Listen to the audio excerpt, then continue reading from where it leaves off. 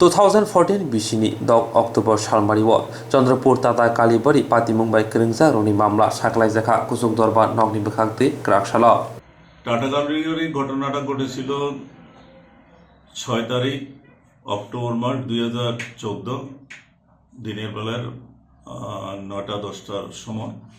সেখানে বাদী যিনি ভিকটিম সোমা মজুমদার অভিযোগ করেছিলেন যে কিছু লোক যাদের নাম উনি এফআইআর মেনশন করেছিলেন, সেই দিন একটা মিটিং চলছিল, সেখানের মধ্যে তাকে মারধর করা হয়েছে, সিরিয়াসলি অ্যাসল্ট করা হয়েছে, গুরুতর আহত হয়েছিলেন। তারপরে তাকে একটা পিলারের সঙ্গে বেঁধে এলাকার মহিলা এবং পুরুষেরা তাকে সেখানে মারধর করেছেন। সেই অভিযোগের ভিত্তিতে পুলিশ ইনভেস্টিগেশন করে চার্জশিট দিয়েছিল 20 জনের বিরুদ্ধে। পরবর্তীকালে মামলা হয়েছিল এডিশনাল সেশন জাজ ওয়েস্ট ত্রিপুরা কোর্টে। সেখানে সাক্ষ্যবাক্য গ্রহণ করার পরে 13 জনকে খালাস দিয়েছিলেন, 7 জনকে বিভিন্ন ধারায় দোষী সাব্যস্ত করে সর্বোচ্চ 4 বছর জেল দিয়েছিলেন, সশ্রম কারাদণ্ড।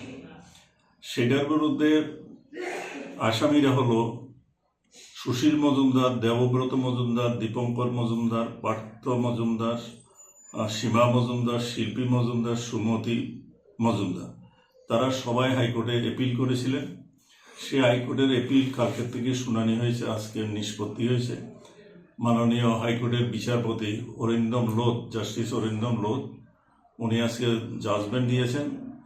ওনার জাজমেন্টে বলেছেন prosecution has miserably been failed to prove the case to establish the case against this accused person, and accordingly Honorable High Court Judge was pleased to acquit all the accused person. যারা convict ছিলেন সবাইকে খালাস দিয়েছেন আজকে।